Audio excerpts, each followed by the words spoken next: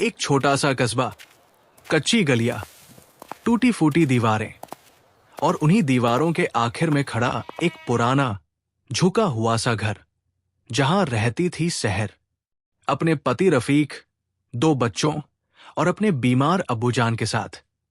गर्मी ऐसी पड़ रही थी जैसे सूरज जमीन पर उतर आया हो।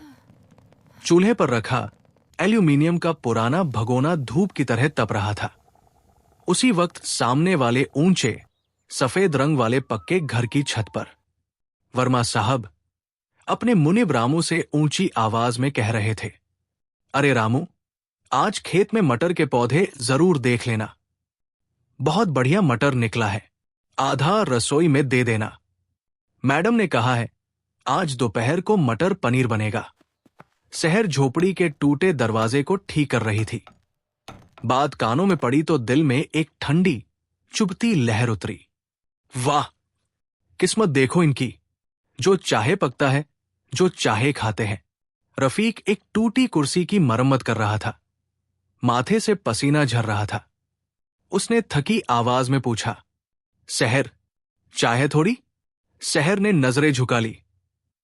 चाय है तो सही, पर सिर्फ लाल चाय। दूध खत्म हो गया था। दूधवाला पिछला हिसाब मांग रहा था, तो उधार भी नहीं दिया। रफीक ने मजबूर सी मुस्कान दी। चलो, लाल चाय भी नसीब वालों को मिल जाती है आजकल। घरेलू हालत ऐसी कि रसोई के कोने में 4 सूखी रोटियां, थोड़ा आटा और एक बोतल में कुछ बूंदे तेल की। रफीक की फैक्ट्री की तनख्वाह सिर्फ 9,000 रुपए, उसी में बच्चों की फीस, दवा, घर, सब कुछ। दोपहर हुई तो बच्चे रोटियां लेकर बैठे। रोटी देखते ही मायूस हो गए। अम्मी, रोज ये सूखी रोटी? हमें भी मटर पनीर खाना है। वर्मा अंकल के घर तो हर 2 दिन में बनता है। सहर ने बच्चों को सहलाया। बस बेटा, एक दिन हमारे घर भी बनेगा। अल्लाह ने चाहा तो जरूर बनेगा। पर उसके अपने दिल में भी मटर पनीर की महक अपनी सारी अधूरी खानगी ख्वाहिशों को जगाने लगी थी। शाम को वर्मा के घर बड़े कड़ाहों में मटर पनीर चढ़ गया। खुशबू इतनी तेज कि लगता था हवा भी उसे शहर के घर की तरफ धकेल रही हो। बच्चे खिड़की से झांक झांक कर देख रहे थे। अम्मी, आज थोड़ी सी मांग लाओ ना, हम तो कई दिनों से सिर्फ खुशबू ही खाते हैं। शहर का दिल दर्द से कस गया। नहीं बेटा, दूसरे के आंगन में हाथ फैलाना अच्छा नहीं लगता। रफीक रात को घर आया तो चेहरा उतरा हुआ था। सहर, आज फैक्ट्री ने आधे लोग निकाल दिए। मेरा नाम भी है, मुझे भी निकाल दिया गया। सहर की सांस अटक गई। अब घर कैसे चलेगा? अगले 3 दिन दर्द जैसे घर में ही बैठ गया था। कभी नमक रोटी, कभी सिर्फ पानी में रोटी भीगाकर निगलनी पड़ती। बच्चे भूख से सो जाते और सहर अपने आंसू दबाकर चूल्हा तकती रहती। चौथे दिन सुबह रफीक हाफता हुआ आया, हाथ में एक बड़ा सा सफेद थैला। सहर, आज डेयरी वाले के पास 6 किलो फटा हुआ दूध था। कहता था फेंक दूंगा, तो मैंने ले लिया। सहर के चेहरे पर सालों बाद असली मुस्कान आई। अरे, इससे तो पनीर बन जाएगा। वो झट से बड़ा भगोना चढ़ाती है, नींबू मिलाती है और कुछ ही देर में 2.5 किलो ताजा पनीर बनकर तैयार। बच्चे उछल उछल कर ताली बजाने लगे। अम्मी, आज सच में मटर पनीर बनेगा?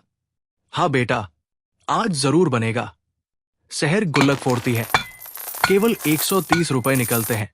इन्हीं पैसों में आधा किलो मटर, 1 प्याज, 2 टमाटर, थोड़े मसाले सब लेकर आती है। दोपहर को तड़का चढ़ता है। खुशबू घर के कोने कोने में फैलती जाती है। जब पनीर के टुकड़े मसाले में गिरते हैं, दीगची से ऐसी सुगंध उठती है कि बच्चों की आंखें चमक उठती है। अबूजान नम आंखों से बोले, बिटिया, जरा मुझे भी दे दे। सालों से खाने की ख्वाहिश थी। सहर ने मुस्कुराकर कहा, सबसे पहले आप ही खाइए अबूजान। पूरा परिवार बरसों बाद पेट भरकर हंसते हुए खाना खाता है। वर्मा साहब की नजर। शाम को वर्मा साहब बाहर निकले तो शहर के आंगन से महक आई। वो रुककर बोले, अरे वाह, आज तो आपके घर से बहुत लाजवाब खुशबू आ रही है। शहर ने मुस्कुराकर कहा, गरीब का खाना सादा होता है साहब, पर मेहनत और मोहब्बत में बहुत बरकत होती है। वर्मा साहब कुछ देर उसे देखते रहे, जैसे पहली बार महसूस किया हो खाली। खाने के बाद शहर ने देखा, छोटी बेटी गुड़िया कोने में बैठी रो रही है। अरे मेरी जान, क्या हुआ? गुड़िया सुबकते हुए बोली, अम्मी, मैंने 2 पनीर के टुकड़े रखे थे, भैया ने खा लिए। शहर ने उसे सीने से लगाया। चलो, अम्मी तुम्हारे लिए अलग से रख देती है, आज तो बहुत सा बना है। वो दीगची से 2 गरम पनीर के टुकड़े निकालती है, प्लेट में रखकर गुड़िया को देती है। गुड़िया हंस पड़ती है, अम्मी की गर्दन में लिपट कर कहती है, अम्मी, आप दुनिया की सबसे अच्छी अम्मी हो। शहर की आंखें भर आई। गरीबी घर की हो सकती है, पर मोहब्बत का दिल हमेशा अमीर होना चाहिए।